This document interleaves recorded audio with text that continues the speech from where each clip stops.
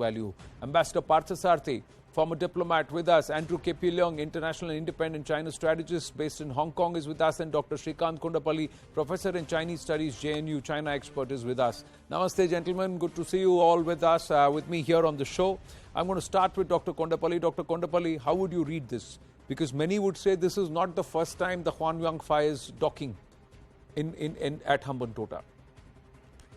Indeed, this is a huge ship, nearly half of an aircraft carrier, and of course focusing mainly on the satellite tracking and others, including ballistic missile tracking and survey ship.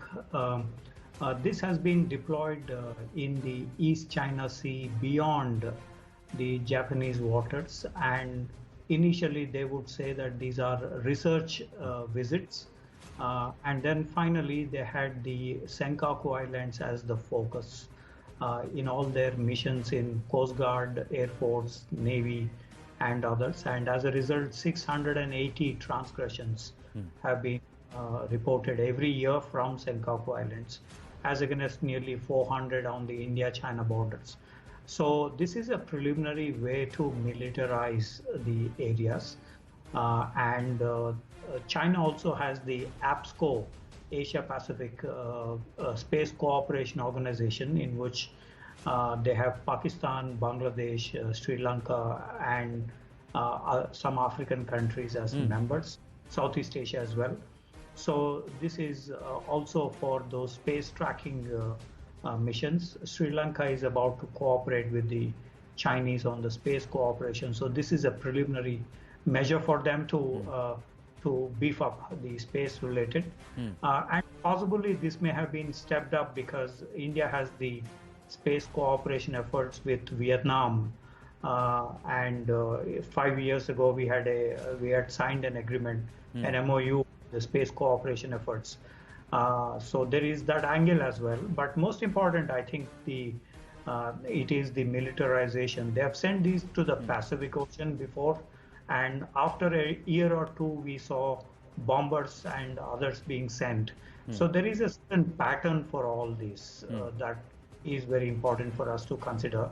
And of course, if the Sri Lankans have given docking rights, because Hambantota is on a 99-year lease, this is also a preliminary way to convert Hambantota into a naval base in future.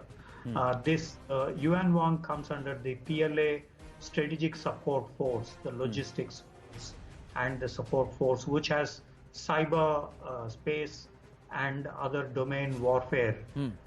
And China is moving into the intelligent warfare with AI and artificial intelligence, machine learning, and cognitive related aspects, which means that Yuan 5 also has those missions in transiting towards the artificial intelligence related in military applications, combat related applications.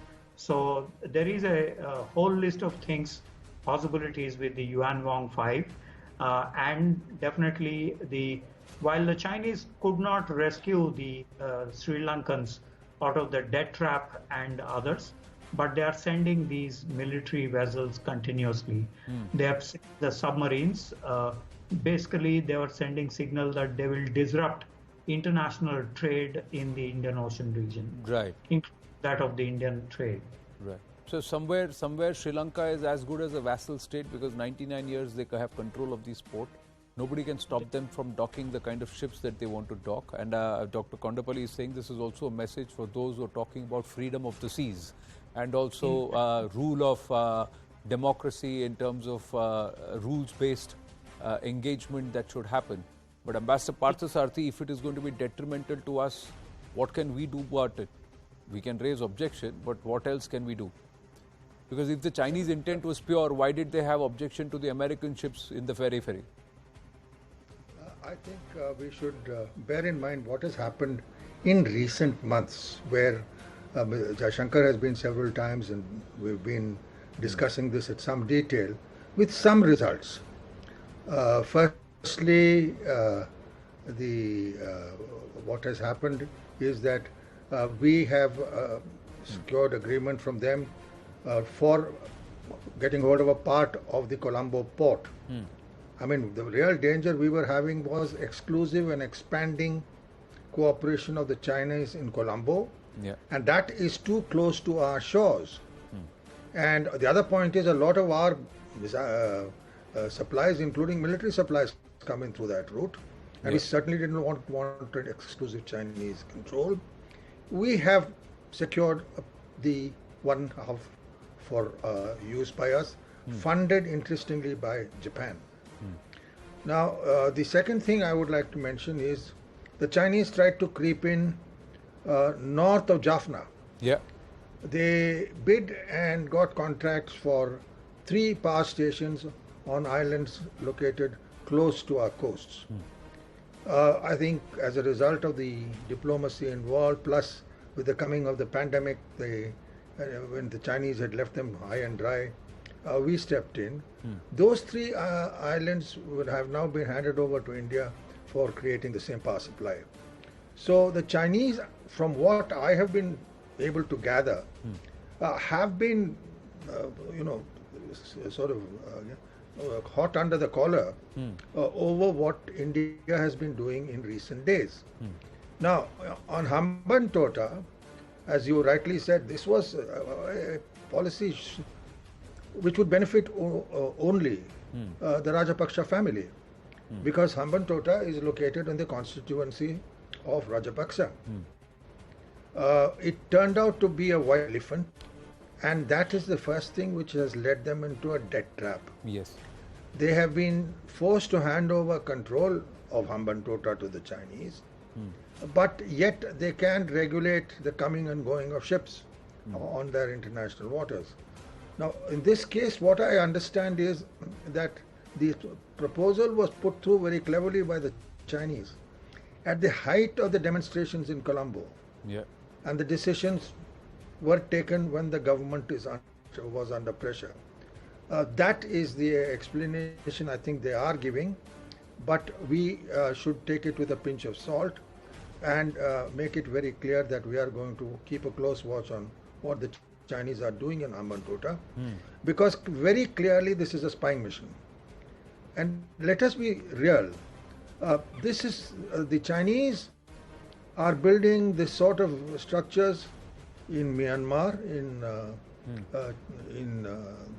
pretty close to the Indian coastal border. They are seeking such assistance, such facilities elsewhere. Their problem is really that they are worried about the access in the Indian Ocean, because if they keep repeating that the Indian Ocean is not India's ocean. We never claimed that it did, but this does have. And the other point is, most of their projects here are proving white elephants. It's happened in East Africa. It's happening in Sri Lanka, Pakistan, and I think the Pakistanis are going to feel the heat when it comes to Gwadar. So I think at the present moment they are engrossed, but I'm pretty sure we made our displeasure known and pointed out to them that at their most difficult times it was India and India alone who stood by them and worked with the West to see their. But is Sri Lanka in a position?